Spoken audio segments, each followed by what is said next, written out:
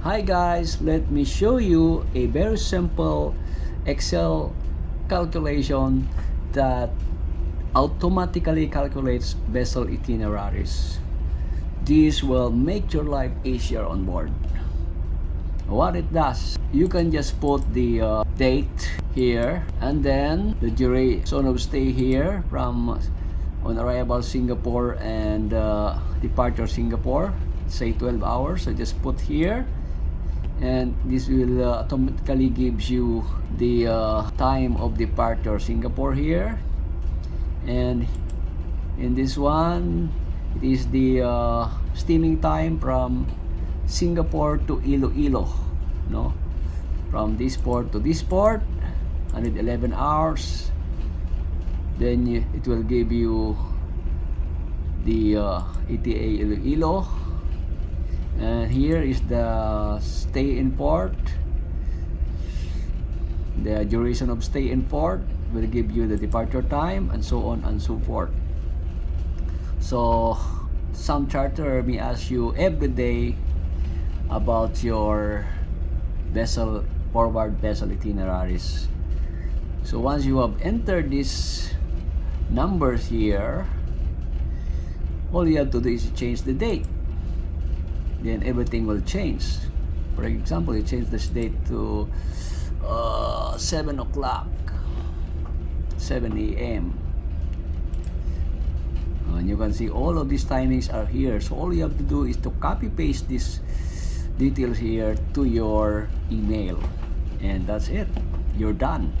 In just a second, you have all the ETA ATD from next ports. Okay? How to do it? So let's go to make one program like this. Open our sheet here. So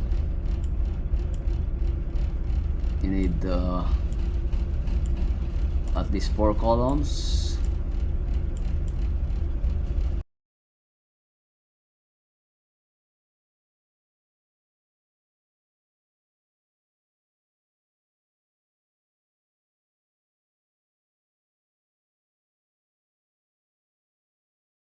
In here, the duration or the steaming time, duration of voyage, or the duration of stay in port. So it should be in hours, so we put each per hour. And here the time difference, advance plus, and retard minus. Okay.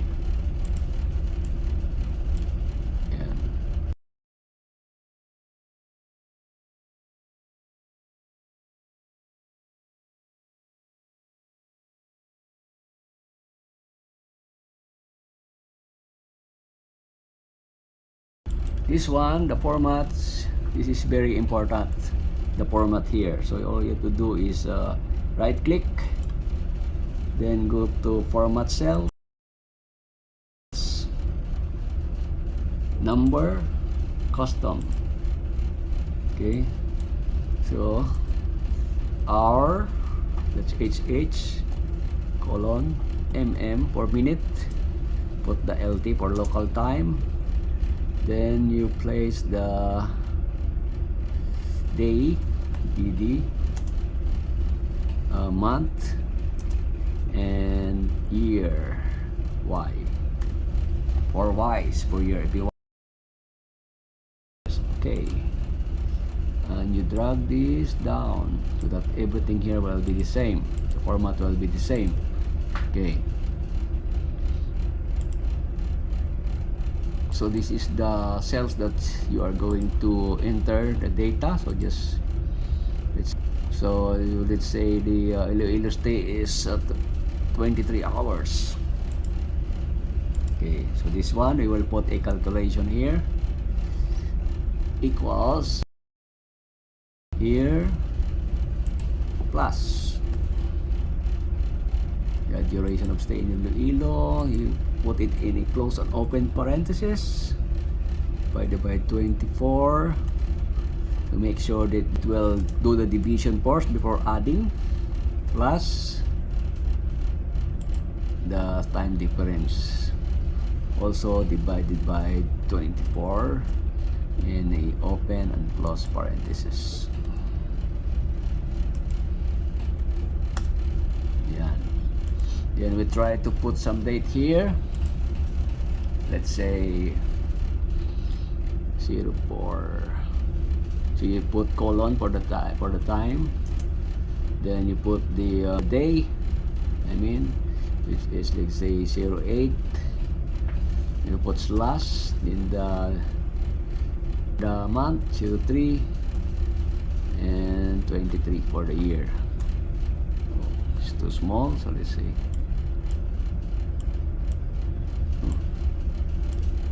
Yan. Okay. You see? So it adds the 23 hours, and you automatically got the departure time Iloilo. So make another calculation. Plus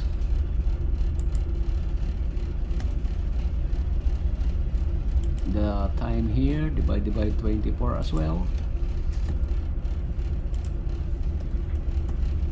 plus time difference, plus the time difference.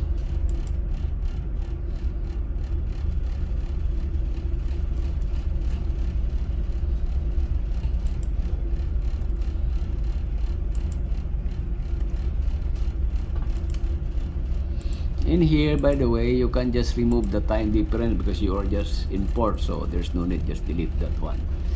But in here, since you will be traveling from Iloilo to Singapore, there might be time difference, you know. Maybe sometime the Singapore observe a Eastern Daylight Time. Okay, so let's say the duration of voyage is 198 hours.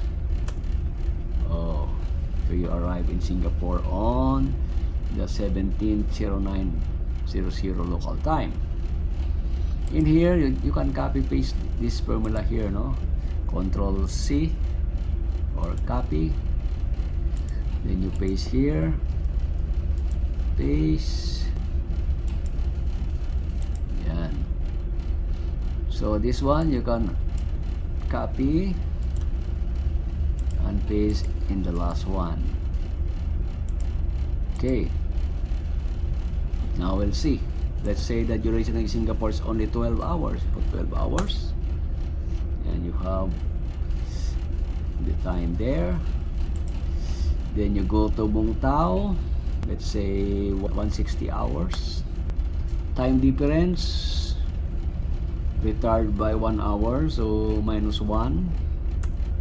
Look, if no retard, the arrival time is 1300, but you retard 1 hour, so become 1200 hours. It's correct.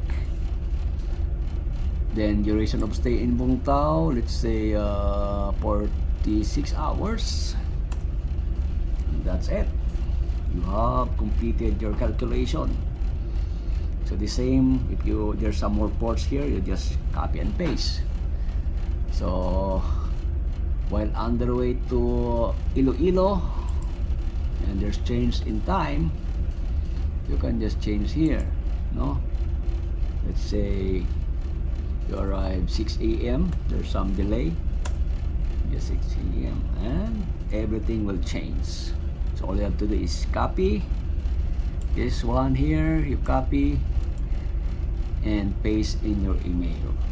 Okay, so it's simple and very useful. Thank you for watching.